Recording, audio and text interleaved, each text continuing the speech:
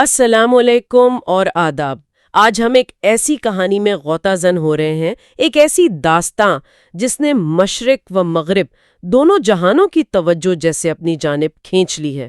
جی بالکل، یہ قصہ ہے شاہی روایات کا، محبت کا، پھر علیحدگی، اور اس کے بعد ایک ایسے بندھن کا جس کی شاید کسی کو توقع ہی نہیں تھی۔ ہم بات کر رہے ہیں دبئی کی شہزادی شیخہ مہرہ بنت محمد بن راشد آل مکتوم کی۔ اور دوسری طرف ہیں عالمی شہرت یافتہ امریکن ریپر فرینچ مونٹانا۔ جی ہاں، اور حال ہی میں ان دونوں کی منگنی کا اعلان ہوا ہے، اور یہ خبر تو جیسے جنگل کی آگ کی طرح پھیل گئی ہے۔ بالکل، یہ صرف دو مشہور شخصیات کا ملاپ نہیں ہے، یہ تو آپ کہہ سکتے ہیں کہ دو بالکل مختلف ثقافتوں، بر اعظموں اور طرز زندگی کا ایک غیر معمولی سنگم ہے۔ صحیح۔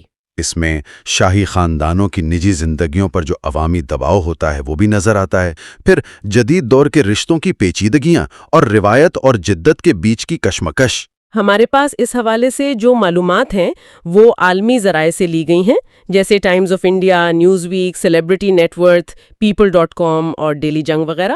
تو آئیے اس غیر معمولی اور میں کہوں گی تہلکہ خیز کہانی کے مختلف جہتوں کو دیکھتے ہیں۔ یہ واقعی بہت حیران کن معاملہ ہے۔ اور اس کہانی کو سمجھنے کے لیے میرا خیال ہے ہمیں پہلے دونوں کرداروں کو جاننا ہوگا، ان کے پس منظر کو سمجھنا ہوگا۔ بالکل، تو شروعات کرتے ہیں شہزادی شیخہ مہرہ سے۔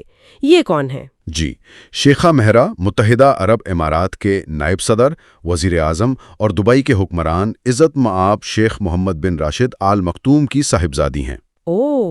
ان کی والدہ زوئی گریگورکوس وہ یونانی نژاد ہیں۔ اچھا، تو یہ 26 فروری 1994 کو دبئی میں پیدا ہوئی۔ انہیں اکثر روایت اور جدیدیت کے ایک حسین امتزاج کے طور پر دیکھا جاتا ہے۔ جی بالکل، اور ان کی تعلیم بھی اسی چیز کی عکاسی کرتی ہے۔ انہوں نے لندن کی ایک یونیورسٹی سے بین الاقوامی تعلقات میں ڈگری حاصل کی۔ لندن سے؟ جی، اور پھر دبئی میں محمد بن راشد اسکول آف گورنمنٹ سے بھی تعلیم حاصل کی۔ تو مطلب شاہی ذمہ داریوں کے ساتھ ساتھ تعلیم بھی۔ ہاں، اور صرف یہی نہیں، وہ ایک کاروباری شخصیت بھی ہیں، گھڑ سواری کا شوق رکھتی ہیں، اس میں کافی ماہر ہیں، اور فلاحی کاموں میں بھی بہت سرگرم ہے۔ کن طرح کے فلاحی کام؟ خاص طور پر خواتین کو بااختیار بنانے، پائیدار ترقی، اس طرح کے مقاصد کے لیے وہ کام کرتی رہی ہیں۔ لیکن ان کی زندگی میں ایک بڑا ڈرامائی موڑ تب آیا جب ان کی ذاتی زندگی اچانک سب کے توجہ کا مرکز بن گئی۔ جی، اپریل 2023 میں ان کی شادی ہوئی اماراتی شاہی خاندان کے ہی ایک رکن اور بزنس مین شیخ مانے بن محمد بن راشد بن مانا المکتوم سے۔ وہ شادی تو کافی دھوم دھام سے ہوئی تھی، تصاویر وغیرہ آئی تھی۔ جی ہاں، ایک شاندار تقریب تھی، لیکن صرف ایک سال بعد جولائی 2024 میں کہانی نے ایک بالکل غیر متوقع رخ اختیار کر لیا۔ اور وہ کیا تھا؟ وہ تھا ایک انسٹاگرام پوسٹ۔ انسٹاگرام پر؟ جی، یہ کوئی عام اعلان نہیں تھا۔ شہزادی نے براہ راست اپنے شوہر کو مخاطب کرتے ہوئے لکھا۔ الفاظ کچھ یوں تھے: پیارے شوہر، چونکہ آپ دیگر ساتھیوں کے ساتھ مصروف ہیں، میں ہماری طلاق کا اعلان کرتی ہوں۔ میں تمہیں طلاق دیتی ہوں، میں تمہیں طلاق دیتی ہوں، اور میں تمہیں طلاق دیتی ہوں۔ اپنا خیال رکھنا، تمہاری سابقہ بیوی۔ او خدایا، یہ تو بہت ہی غیر معمولی بات ہے۔ بالکل، اور کہا جاتا ہے کہ اس پوسٹ میں مبینہ طور پر بے وفائی کا الزام بھی شامل تھا۔ یہ پوسٹ تو جیسے ایک دھماکہ تھی کئی لحاظ سے۔ ایک تو خلیجی شاہی خاندانوں میں خاص طور پر خواتین کی طرف سے ذاتی معاملات، اور وہ بھی طلاق جیسا حساس موضوع۔ جی، اس طرح سرے عام لانا انتہائی غیر معمولی بات ہے۔ یہ ان کی جو روایتی پرائیویسی ہوتی ہے اس کے بالکل برعکس تھا۔ اور دوسرا، آپ نے جو الفاظ بتائے، میں تمہیں طلاق دیتی ہوں، میں تمہیں طلاق دیتی ہوں، میں تمہیں طلاق دیتی ہوں، یہ تو تحلیق ثلاثہ والی بات ہو گئی۔ جی بالکل، اسلامی قانون کے تحت طالق ثلاثہ یعنی 3 طلاق کا براہ راست حوالہ تھا۔ اب یہ طریقہ عام طور پر مرد استعمال کرتے ہیں۔ ہاں، تو ایک خاتون کی جانب سے، اور وہ بھی شاہی خاندان کی رکن کی طرف سے، اس کا عوامی طور پر استعمال، یہ نہ صرف حیران کن تھا بلکہ اس نے قانونی اور سماجی حلقوں میں ایک بڑی بحث بھی چھیڑ دی۔ یہ تو بہت ہی طاقتور بیان تھا، چاہے اس کے قانونی اثرات کچھ بھی ہوں۔ کیا یہ ایک طرح کی بغاوت تھی یا صرف ذاتی غم و غصے کا اظہار؟ شاید دونوں کا کچھ امتزاج ہو۔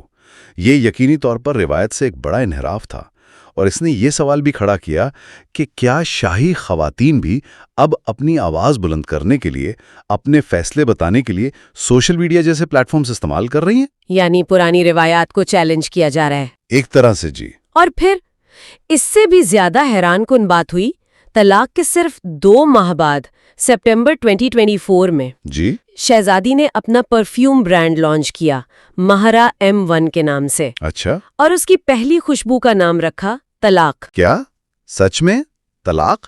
جی ہاں، ڈیورس یعنی طلاق۔ یہ تقریباً $272 امریکی کی خوشبو ہے۔ یہ تو ناقابل یقین ہے۔ مطلب تجارتی لحاظ سے تو یہ جرأت مندانہ ہے ہی، لیکن علامتی طور پر ایک ایسے لفظ کو جو عام طور پر دکھ، اختتام، یہ ان چیزوں سے جڑا ہوتا ہے، بالکل، اسے ایک لگژری پروڈکٹ کا نام دینا اور اسے خود مختاری اور ایک نئی شروعات کی علامت بنا کر پیش کرنا، یہ مارکیٹنگ اور ذاتی بیان کا ایک غیر معمولی امتزاج ہے۔ کمال ہے۔ ایسا لگتا ہے جیسے انہوں نے ایک تکلیف دہ تجربے کو اپنی طاقت بنا لیا۔ واقعی ایک جدید شاہی خاتون کا انداز ہے۔ اچھا، اب آتے ہیں کہانی کے دوسرے مرکزی کردار کی طرف، فرینچ مونٹانا۔ جی، فرینچ مونٹانا، اصل نام کریم خربوش۔ کریم خربوش۔ جی، مراکشی نژاد امریکی ہپ ہاپ آرٹسٹ ہیں۔ ان کا گانا انفرگیٹیبل تو دنیا بھر میں ہٹ ہوا تھا۔ ہاں، وہ تو بہت مشہور ہوا تھا۔ گریمی ایوارڈ کے لیے بھی نامزد ہو چکے ہیں۔ ان کی اپنی کہانی بھی کافی دلچسپ ہے۔ وہ کیسے؟ وہ 13 سال کی عمر میں اپنے خاندان کے ساتھ مراکش سے نیو یارک آئے۔ کم عمری میں؟ جی، اس وقت انگریزی بھی نہیں جانتے تھے۔ پھر انہوں نے سڑکوں پر اپنی جگہ بنائی، پہلے کچھ اسٹریٹ DVD سیریز وغیرہ کی، اور پھر بطور ریپر سامنے آئے۔ اور بڑے ناموں کے ساتھ کام کیا ہے انہوں نے؟ جی بالکل، ڈریک، رک راس، لیل وین، سوائے لیلی، ان سب کے ساتھ کام کر چکے ہیں۔ موسیقی کے علاوہ بھی ان کا کوئی پہلو ہے؟ جی ہاں، وہ فلاحی کاموں میں بھی کافی سرگرم ہے، خاص طور پر یوگانڈا میں۔ یوگانڈا میں؟ جی، وہاں صحت کی سہولیات، خاص طور پر زچہ بچہ کے لیے کلینک وغیرہ بنانے کے لیے انہوں نے لاکھوں ڈالر جمع کیے ہیں۔ ان کی ایک کتاب یادداشتیں بھی حال ہی میں آئی ہیں، unforgettable, my story of defiance, hope and coming to America. اچھا، اور ان کی ذاتی زندگی وہ بھی تو میڈیا میں کافی رہی ہے؟ جی، وہ ماضی میں مشہور reality TV star Khloe Kardashian ہاں، اور ریپر اگے ایزیلیا کے ساتھ بھی تعلقات میں رہ چکے ہیں، تو وہ ہائی پروفائل رشتوں سے واقف ہیں۔ یہ بھی ایک دلچسپ پہلو ہے۔ بالکل، اور یہاں ایک اور بات جو شاید اب زیادہ معنی خیز لگے، 2016 میں ایک انٹرویو میں ان سے پوچھا گیا تھا کہ کیا وہ کسی ایسی خاتون کو ڈیٹ کریں گے جو طلاق کے عمل سے گزر رہی ہو۔ اچھا، کیا کہا انہوں نے؟ انہوں نے کہا تھا کہ یہ ایک جذباتی اور حساس معاملہ ہوتا ہے، تو شاید ان کا وہ تجربہ یا وہ سمجھ بوجھ اب ان کے اور شہزادی مارا کے تعلق میں کسی نہ کسی طرح کام آ رہی ہو۔ یہ ممکن ہے۔ تو یہ 2 لوگ جن کے پس منظر اتنے مختلف ہیں، یہ قریب کیسے آئے؟ ان کے تعلق کی خبریں کب شروع ہوئیں؟ افواہیں تو اصل میں اکتوبر 2024 میں شروع ہوئیں، جب انہیں دبئی، پیرس اور مراکش میں ایک ساتھ دیکھا گیا۔ اچھا، مختلف جگہوں پر؟ جی، وہ صرف افواہیں تھی، لیکن تصاویر وغیرہ سوشل میڈیا پر آئیں تو کیا سرائیاں شروع ہو گئیں۔ اور پھر تصدیق کب ہوئی؟ تصدیق ہوئی جون 2025 میں، پیرس فیشن ویک کے دوران۔ پیرس میں؟ جی، وہ ایک بڑا لمحہ تھا۔ فرینچ مونٹانا نے شہزادی مارا کو شادی کی پیشکش کی۔ اور انگوٹھی کا بھی بہت ذکر ہوا۔ وہ انگوٹھی؟ جی بالکل، وہ خود ایک خبر بن گئی۔ مشہور جولر ہیں ایرک دی جولر، میوانی اینڈ کو کے، انہوں نے ڈیزائن کی۔ کیسی تھی وہ؟ وہ 11.53 کیرٹ کا بڑا زمرد کا ہیرا ہے، جس کے دونوں طرف چھوٹے ہیرے جڑے ہیں۔ مالیت کا اندازہ لگایا گیا ہے 1.1 ملین امریکی ڈالر۔ 1.1 million dollar? جی، اور جولر نے اسے خوبصورت اور نایاب کہا ہے۔ یقیناً یہ خود ایک بیان ہے۔ یہ اس شاہانہ دنیا کی عکاسی کرتا ہے جس سے شہزادی کا تعلق ہے۔ بلا شبہ، لیکن یہ منگنی صرف گلیمر یا شوبز کی دنیا کی ایک اور خبر نہیں ہے۔ اس کی اہمیت شاید اس سے کہیں زیادہ گہری ہے۔ وہ کیسے؟ یہ دیکھیں، مغربی تفریحی صنعت، خاص طور پر ہپ ہاپ کلچر، اور دوسری طرف خلیجی شاہی خاندان، ان کے درمیان یہ غیر متوقع پل ہے۔ ہاں، یہ تو ہے۔ یہ ثقافتی اور سماجی سرحدوں کو عبور کرنے والے تعلق کی ایک واضح مثال ہے۔ خاص طور پر اگر ہم شہزادی مہرا کی پچھلے سال کی وہ ہائی پروفائل طلاق دیکھیں۔ بالکل، اس طلاق نے پہلے ہی انہیں عالمی میڈیا کی نظروں میں لا کھڑا کیا تھا، اب یہ منگنی انہیں ایک بالکل مختلف زاویے سے سامنے لائی ہے۔ تو کیا یہ مستقبل کا کوئی اشارہ ہے؟ کیا ایسے تعلقات زیادہ عام ہوں گے؟ یہ سوال تو پیدا ہوتا ہے، کیا گلوبلائزیشن اور سوشل میڈیا کے اس دور میں ثقافتی اور سماجی فاصلے واقعی کم ہو رہے ہیں؟ یہ تعلق ان سوالات کو مزید تقویت دیتا ہے۔ اس رشتے کو اور اس کی اہمیت کو اگر پوری طرح سمجھنا ہے تو شاید ہمیں آل مکتوم خاندان اور دبئی کی تاریخ پر بھی ایک نظر ڈالنی چاہیے، ہے نا؟ یقیناً جس پس منظر سے شہزادی مہرا آتی ہیں وہ بھی اس کہانی کا ایک بہت اہم حصہ ہے۔ آل مکتوم خاندان یہ تقریباً 200 سال سے دبئی پر حکمران ہے۔ 200 سال؟ جی، اور آج دبئی دنیا کے امیر ترین جدید ترین شہروں میں شمار ہوتا ہے۔ بلند و بالا عمارتیں، لگژری لائف سٹائل، یہاں تک کہ سنا ہے پولیس فورس بھی بگاتی اور لیمبورگینی جیسی گاڑیاں استعمال کرتی ہے۔ ہاں، یہ تو سنا ہے۔ ناقابل یقین تبدیلی ہے، لیکن یہ ہمیشہ سے تو ایسا نہیں تھا۔ نہیں، بالکل نہیں۔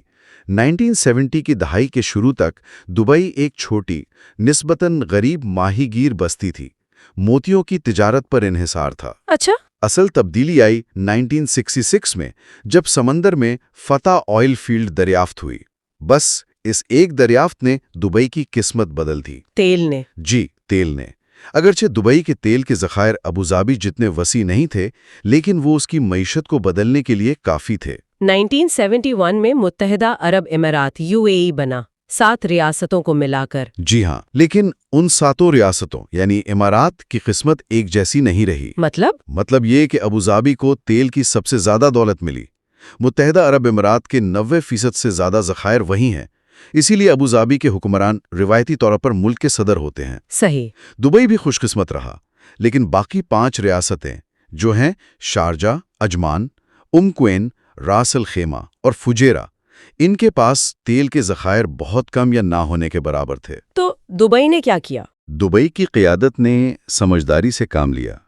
انہوں نے تیل سے ہونے والی آمدنی کو تجارت، سیاحت، ریئل اسٹیٹ، فائنانس، ان شعبوں میں لگایا تاکہ معیشت کو متنوع بنایا جا سکے۔ اور اس ویژن کے پیچھے شہزادی مہرا کے والد شیخ محمد بن راشد آل مکتوم، ان کا بڑا کردار رہا ہے؟ جی بالکل، وہ 1990 میں ولی عہد بنے اور 2006 میں دبئی کے حکمران اور متحدہ عرب امارات کے نائب صدر وزیر اعظم بنے۔ ان کی قیادت میں دبئی نے جو ترقی کی ہے وہ سب کے سامنے ہے۔ برج خلیفہ، پام جمیرہ، ایمریٹس ایئر لائن۔ جی، یہ سب ان کے دور کی نشانیاں ہیں۔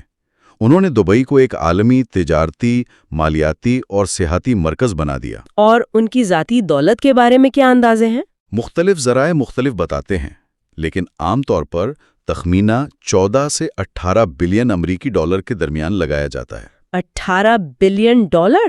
جی، وہ دبئی ہولڈنگ کے بھی مالک ہیں، جو ایک بہت بڑی گلوبل انویسٹمنٹ کمپنی ہے۔ ان کی دولت کا ایک اندازہ اس بات سے بھی ہوتا ہے کہ 2019 میں جب ان کی سابقہ اہلیہ اردن کی شہزادی حیا بنت الحسین سے طلاق ہوئی۔ ہاں، وہ کیس بھی بہت مشہور ہوا تھا۔ جی، تو برطانوی عدالت نے انہیں تاریخ کی سب سے بڑی طلاق سیٹلمنٹ میں سے ایک ادا کرنے کا حکم دیا تھا، تقریباً $735 ملین۔ 735 million dollar? جی، یہ اعداد و شمار اس خاندان کی بے پناہ دولت اور اثر و رسوخ کو ظاہر کرتے ہیں۔ لیکن یہاں ایک اہم بات واضح کرنا ضروری ہے، خاص طور پر فرینچ مونٹینا کے حوالے سے۔ وہ کیا ہے؟ اکثر ایسی شاہی شادیوں پر یہ قیاساریاں شروع ہو جاتی ہیں کہ دوسرے فریق کو، یعنی جو شاہی خاندان سے باہر کا ہے، اسے بے پناہ دولت وراثت میں مل جائے گی یا کوئی شاہی خطاب مل جائے گا۔ ہاں، یہ خیال تو آتا ہے۔ لیکن دیکھیں، خلیجی بادشاہتوں کے جو قانون اور روایات ہیں، ان کے مطابق ایسا ہونے کا امکان نہ ہونے کے برابر ہے۔ اچھا؟ جی، دولت اور القابات عام طور پر مرد وارثوں کو منتقل ہوتے ہیں، خاص طور پر ولی عہد اور جو براہ راست شاہی نسل سے تعلق رکھنے والے مرد ہیں۔ تو اس کا مطلب یہ ہوا کہ فرینچ مونٹانا وہ شیخ مونٹانا نہیں بن جائیں گے یا انہیں اربوں ڈالر وراثت میں نہیں ملیں گے؟ امکانات بہت ہی کم ہیں۔ دیکھیں، شہزادی مہرا بلا شبہ ایک شاہانہ طرز زندگی گزاریں گی، وہ ان کا حق ہے، اور ان کے شوہر بھی یقیناً اس سے مستفید ہوں گے۔ لیکن فرینچ مونٹانا کو براہ راست کوئی شاہی وراثت یا کوئی رسمی خطاب ملنے کی توقع نہیں رکھنی چاہیے۔ تو یہ شادی محبت اور ذاتی پسند پر مبنی زیادہ لگتی ہے؟ ایسا لگتا ہے یہ روایتی خلیجی شاہی ڈھانچے کو تبدیل نہیں کرے گی۔ یہ ایک بہت اہم وضاحت ہے۔ تو اگر ہم پوری تصویر دیکھیں، ایک شہزادی جو اپنی طلاق کا اعلان انسٹاگرام پر کرتی ہے، پھر طلاق نامی پرفیوم لانچ کرتی ہے، جی، پھر ایک عالمی شہرت یافتہ ریپر سے منگنی کرتی ہے جس کا پس منظر بالکل مختلف ہے، $1 ملین سے زیادہ کی انگوٹھی، اور یہ سب کچھ ہو رہا ہے خربوں کی خاندانی دولت اور صدیوں پرانی روایات کے پس منظر میں۔